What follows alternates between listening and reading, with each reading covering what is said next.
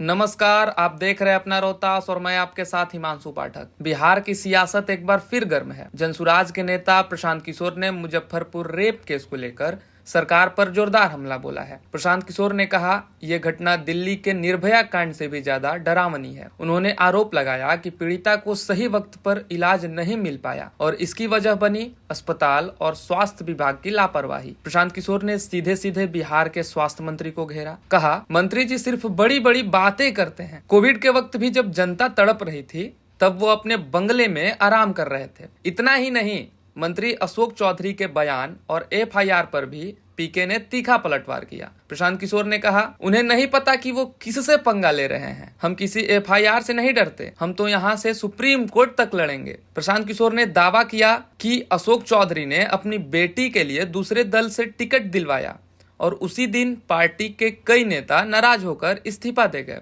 हम माफी मांगने वालों में से नहीं, हम सच सामने लाके रहेंगे। बिहार में अब नेताओं के बच्चे ही नेता नहीं बनेंगे। ये लोकतंत्र है, राजतंत्र नहीं। तो साफ है कि प्रशांत किशोर ने चुनावी साल में नीतीश सरकार और उनके मंत्रियों पर सीधा निशाना साधा है। अब देखना है कि सरकार की तरफ से क्या जवाब आता है।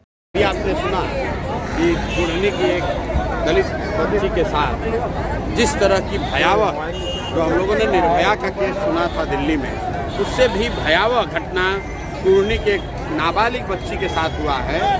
और पीएमसीएच में 4 दिन तक वो बच्ची पहले वहाँ मुजफ्फरपुर मेडिकल कॉलेज में तड़पती रही।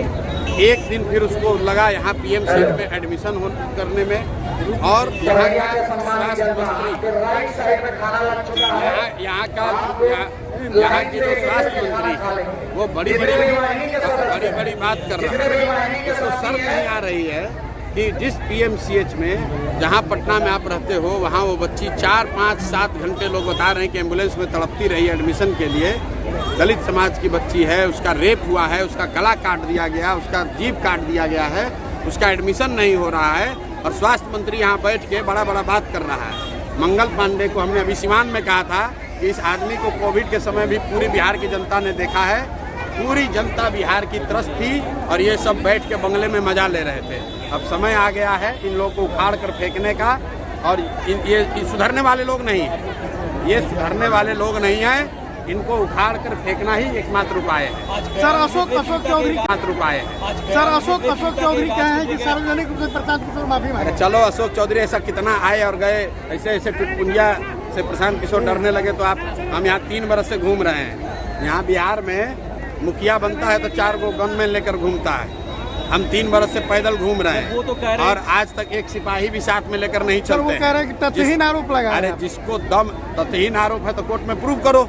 बिहार में सरेआम चर्चा है, फिर से रिपीट कर देते हैं। आज कोर्ट में गए हैं ना, फिर से रिपीट कर रहे हैं। बिहार में सरेआम चर्चा है कि इन लोगों ने टिकट खरीदा है अपने बच्चों के लिए। ये लोग टिकट खरीद कर, टिकट दूसरे दल से, जिस दल में आपकी बच्ची है नहीं।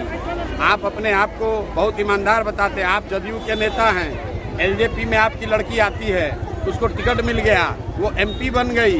और हम ये थोड़ी कह रहे हैं, ये तो बिहार की जनता कह रही है। एक राजनीतिक कार्यकर्ता कह रहा है, एलजेपी के लोग कह रहे हैं। जो लोग उस दिन इस्तीफा दिए हैं, जाकर देख लीजिए प्रेस में कितने नेताओं ने इस्तीफा दिया है यही बात कहते हुए। इसमें डरने की क्या बात है? वो इस कोर्ट में चले कि सुप्रीम कोर्ट में चले? माफी अशोक चौधरी को यहाँ से लेकर सुप्रीम कोर्ट तक लड़ाएंगे। उनको पता नहीं है किससे उलझ रहे हैं। ठीक बात है, ये बात ठीक कहा उसने कि जितनी मेरी उम्र है उससे ज़्यादा उसके परिवार वाले राजनीति में हैं। लेकिन इसी चीज़ को ख़त्म करने के लिए तो प्रशांत किशोर जैसे लोग खड़े हुए हैं कि बिहार उनके बाप दादा की बपौती नहीं है, जिनके बाप विधायक थे। बिहार के लोगों का है। और किसी का बाप विधायक था तो उसी का लड़का विधायक बनेगा। ये कोई राजतंत्र नहीं है। यहाँ नेता जो है वो बैलेट पेपर से, मतदाता पत्र से पैदा होता है। राजा का लड़का राजा नहीं बनेगा। ये अशोक चौधरी को भ्रम है, तो इस भ्रम को इस बार अभी तोड़ देंगे 4 महीना के अंदर। बिहार की एक सर्वे आता है जिसमें आपका ग्राफ जो है वो लगातार बढ़ता जा रहा है मुख्यमंत्री के। भाई मेरा ग्राफ नहीं बढ़ रहा है, बिहार में बदलाव करने वालों की चाहत का ग्राफ बढ़ रहा है। ये आप लोग को ग्राफ अभी देख रहा है। आप अपना कैमरा घुमा कर देखिए, ये कौन लोग हैं? ये हमारे जाति के लोग नहीं हैं, ये हमारे परिवार के लोग नहीं हैं, ये हमारे रिश्तेदार नहीं हैं, ये अलग अलग जाति वर्ग समाज के लोग हैं। लेकिन हर आदमी त्रस्त है, हर आदमी बिहार के भ्रष्टाचार से परेशान है, हर आदमी बदलाव चाहता है, हर आदमी अपने बच्चे के लिए शिक्षा रोजगार चाहता है, इन नेताओं से मुक्ति चाहता है। सर एनडीए में सब कुछ ठीक है सर?